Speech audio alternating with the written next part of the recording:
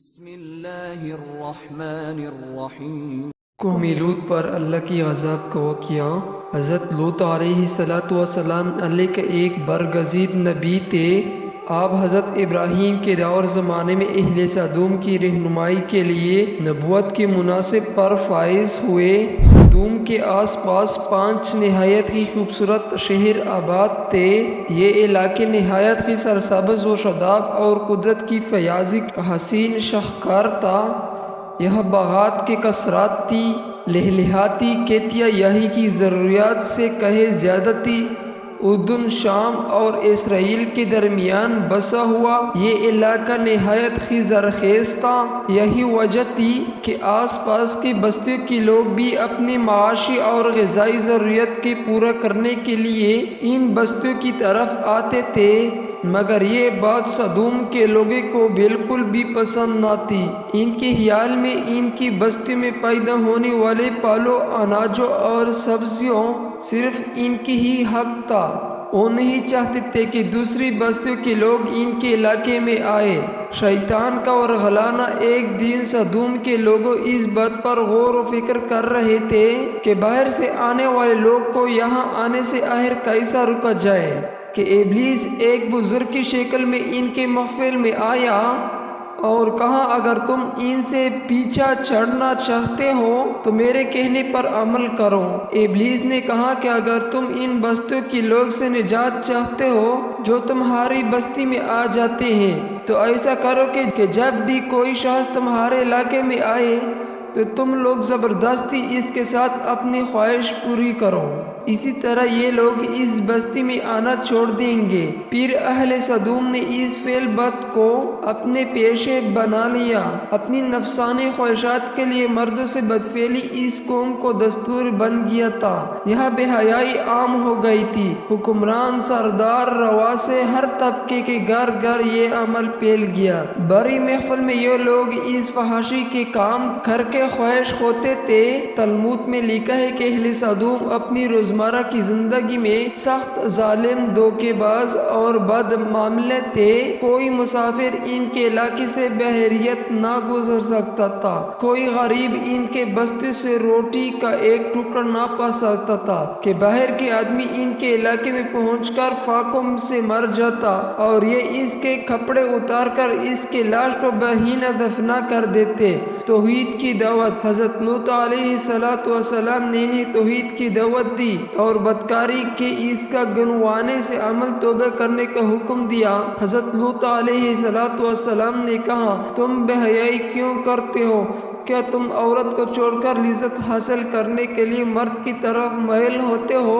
حقیقت یہ ہے کہ تم احمق لوگ ہو۔ حضرت لوط اہل سدوم کو دن رات وعظ و نصیحت کیا کرتے تھے، لیکن قوم لوط پر اس کا کوئی اثر نہ ہوتا، بلکہ وہ بہت فخریہ انداز میں یہ کام کرتے تھے۔ انہیں حضرت لوط علیہ السلام کو سمجھانا بھی برا لگتا تھا، لہٰذا انہوں نے صاف صاف کہہ دیا کہ اگر تم ہمیں اسی طرح برا کہتے رہے اور ہمارے کاموں میں مداخلت کرتے رہے تو ہم تمہیں اپنے شہر سے نکال دیں گے۔ حضرت لوط علیہ السلام نے نصیحت و تبلیغ کی سلسلہ جاری رکھا، لہٰذا ایک دن اہل سدوم نے حوثی عذاب الہی کا مطالبہ کر دیا۔ اللہ تعالیٰ نے اب تک ان کے اس بدترین فحاشی اور بدکاری کا ڈھیل دی رکھی تھی، لیکن جب انہوں نے حضرت لوط علیہ السلام سے ایک دن کہا کہ اگر تم سچے ہو تو تم ہم پر عذاب لے آؤ، لہٰذا ان پر عذاب الہی کا فیصلہ ہو گیا۔ اللہ نے اپنے خاص فرشتے کو دنیا کی طرف روانہ کر دیا۔ پھر یہ فرشتے حضرت لوط علیہ السلام کے گھر تشریف لے آئے۔ حضرت لوط علیہ السلام نے جب ان خوبصورت نوعمر لڑکیوں کو دیکھا تو سخت گھبراہٹ اور پریشانی میں مبتلا ہو گئے۔ انہوں نے یہ خطرہ محسوس ہوا کہ اگر ان کی قوم کی لوگ انہوں نے دیکھ لیا تو نہ جانے وہ ان کے ساتھ کیا سلوک کریں گے۔ حضرت لوط علیہ السلام کی بیوی کا نام وائلہ تھا۔ اس نے اب پر ایمان نہ لایا تھا۔ اور وہ دراصل منافع کا بھی تھی جو کافر کے ساتھ تھی، لہٰذا اس نے جا کر اہل سدوم کو یہ خبر دے دی کہ لوط کے گھر نوجوان لڑکے مہمان ٹھہرے ہوئے ہیں۔ یہ سن کر بستی والے دوڑتے ہوئے حضرت لوط علیہ السلام کے گھر پہنچے۔ حضرت لوط علیہ السلام نے کہا، اے قوم، یہ جو میری قوم کی لڑکیاں ہیں یہ تمہارے لیے جائز نہیں ہے۔ اللہ سے ڈرو اور مجھے میرے مہمانوں کے سامنے رسوا نہ کرو۔ کیا تم میں سے کوئی بھی شائستہ آدمی نہیں؟ حضرت لوط علیہ السلام کی بات سن کر وہ لوگ بولے، تم بخوبی واقف ہو کہ ہمیں تمہاری بیٹی سے کوئی حاجت نہیں، اور جو ہماری اصل چاہت ہے اس سے تم بھی واقف ہو۔ حضرت لوط علیہ السلام نے گھر کے دروازے بند کر دیے اور ان نوجوانوں کو ایک کمرے میں چھپا دیا۔ ان بدکار لوگوں نے آپ کے گھر کا گھیراؤ کیا ہوا تھا اور ان میں سے کچھ گھر کا دیوار پر بھی چڑھنے کی کوشش کر رہے تھے۔ حضرت لوط علیہ السلام اپنے مہمانوں کی عزت کے خیال سے بہت زیادہ گھبرائے ہوئے تھے۔ فرشتے یہ سب مناظر دیکھ رہے تھے۔ جب انہوں نے حضرت لوط علیہ السلام کی بے بسی اور پریشانی کا یہ علم دیکھا تو حقیقت سے پردہ اٹھاتے ہوئے یوں فرمایا، اے لوط، ہم تمہارے رب کی بھیجے ہوئے فرشتے ہیں، یہ لوگ ہرگز تم تک نہیں پہنچ سکیں گے۔ ابھی کچھ رات باقی ہے تو اپنے گھر والوں کو لے کر چل دو اور تم میں سے کوئی شخص پیچھے مڑ کر نہ دیکھے۔ اہل سدوم حضرت لوط کے گھر کے دروازے توڑنے پر آ گئے، لہٰذا حضرت جبرائیل علیہ السلام نے گھر سے باہر نکل کر اپنے پر کے ایک کونا انہیں مارا، جس سے ان سب کو آنکھوں کا ڈھیلا باہر نکل آئے اور بصارت زائل ہو گئی۔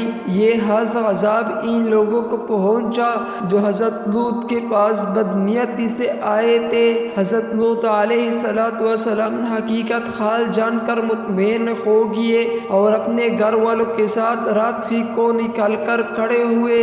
اس وقت ان کی بیوی بھی ان کے ساتھ تھی، لیکن کچھ دور جا کر وہ واپس اپنے قوم کی طرف پلٹ گئی اور قوم کے ساتھ جہنم رسید ہو گئی۔ صبح کا آغاز ہوا تو اللہ کے حکم حضرت جبرائیل علیہ السلام نے بستی کو اپنے پر سے اکھاڑ دیا اور پیر اپنے بازو پر رکھ کر آسمان پر چڑھ گئے، یہاں تک کہ آسمان والوں نے بستی کے کتوں کو بھونکنے اور مرغوں کو بولنے کی آواز سنی۔ پھر اس بستی کی زمین پر دے مارا، جس کے بعد ان پر پتھروں کی بارش ہوئی۔ جب یہ پتھر ان کو لگتے تو سار پاش پاش ہو جاتے۔ صبح سویرے سے شروع ہونے والے یہ عذاب عشاء تک پوری بستی کی نیست و نابود کر چکا تھا۔